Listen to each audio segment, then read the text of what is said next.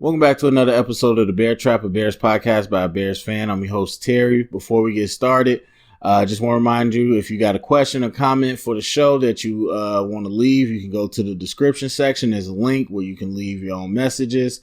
I'll be listening to those each day and might pick some to answer on the show. Also, if you like the content, you want to consider supporting as we get through the pandemic and things. I want to continue to add to the show and start taking it to the next level. So if you can support, consider going down to the Patreon link and seeing how you can support the channel. All right. With all that being said, want to talk about something that I've been meaning to talk about for a while, but didn't get a chance to get around to it. But a conversation that has been around for a bit and has resurfaced with Deshaun Watson's comments that the Bears didn't talk to him. So this idea from a certain group of fandom feels, or this idea that the Bears are racist against black quarterbacks or something. And I'm assuming it's just black, or I'm assuming they mean probably quarterbacks of color, because why would it be just black quarterbacks? But also there's no actual evidence, so there you go. So anyway, that's kind of the deal. They just want white quarterbacks, if you want to put it that way. And for me, it makes no sense because there's just no evidence at all that backs this up, to actually support that claim. And then on top of it, most of the league is black.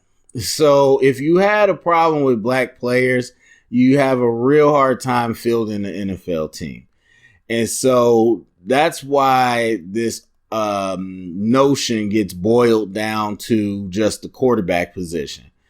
And I think pretty logically somebody would ask, well, if you had such a problem where you didn't want the quarterback to be black, why is it okay for the running back to be black or the receiver or the tight end or anybody else? And I'm assuming somebody is going to say face of the franchise, but that's not true. That is not true.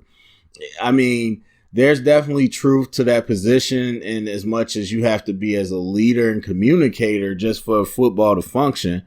But as far as face of the franchise, that's not true at all. You don't have to be the face of the franchise as a quarterback. And so you can be a okay quarterback. If you have an elite player somewhere else, they're going to be the face of the franchise. And really in football, there is not really a face of the franchise unless you have been winning rings like a Tom Brady or something. But anyway, yes, quarterbacks can be the leaders. They definitely can be the main ones on the marquee, but that doesn't always mean that, your quarterback is the quote unquote face of the franchise. Look no further than Mitch Trubisky. Trubisky hasn't been good, so we're going to really sit here and say he's the face of the franchise because he's been the starting quarterback. I don't really think so. I think if you're winning, that pretty much represents your franchise. Like when you got to stick up poster boards and find reasons for people to support and be excited and come see you, that's usually when you're not winning. So when you're winning, I don't really think of it as a quote unquote face of the franchise unless you just, bigger, like a JJ Watt. Like if you do things in the community, if you're big outside of football, in your endeavors and all that, then you could be like a marquee name face of the franchise. But other than that, it's really a team effort. So there's that. I don't believe that. And so it goes back to the point that if you were racist enough to not want a black quarterback, why would you have a team of mostly black players? Why would you be in a league of mostly black players? And I'm not saying that you can't be racist if you work in the NFL, whatever, or discriminatory is probably more what I would say. But the fact is that you're not going to openly jeopardize what you can do as a franchise because of that feeling of discrimination or racism. So it makes no sense because then you'll be like, well, duh, you make all this money. Of course you're going to be in this league. And so, well, then my response to that is exactly. So you make more money with a better quarterback. So this idea, and of course it happens after Trubisky isn't good, because if Trubisky goes on to be on par, or if he went on to be on par with Mahomes and Watson or better than them, then would we still be having this conversation? My guess is not. So, of course, he doesn't do well. So now it becomes this whole thing about, of course, like everybody's hindsight. You could say what you want to say. Even if you personally like different quarterbacks, nobody had these quarterbacks ranked well. Nobody saw what Mahomes was going to be. Again, even if you said, yeah, we knew Deshaun Watson was going to be better, I don't agree with that either. And so this whole idea of they just randomly took a player that nobody thought was good and just not to take a black quarterback, it's just so silly. So you're going to jeopardize your ability as a franchise, which directly impacts your ability to make more money, just to have a white quarterback, but you're going to be in a league full of black players to make money. It makes no sense.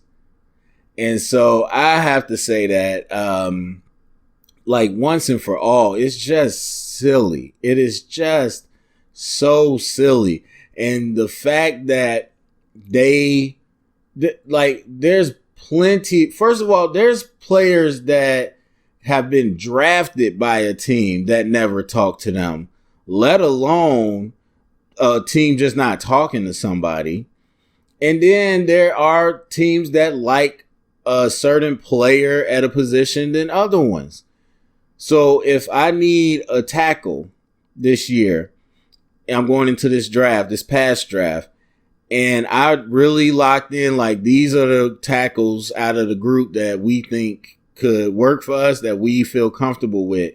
So I'm supposed to talk to every single tackle just because? Or am I only going to focus my efforts on the one that I believe we're going to bring in?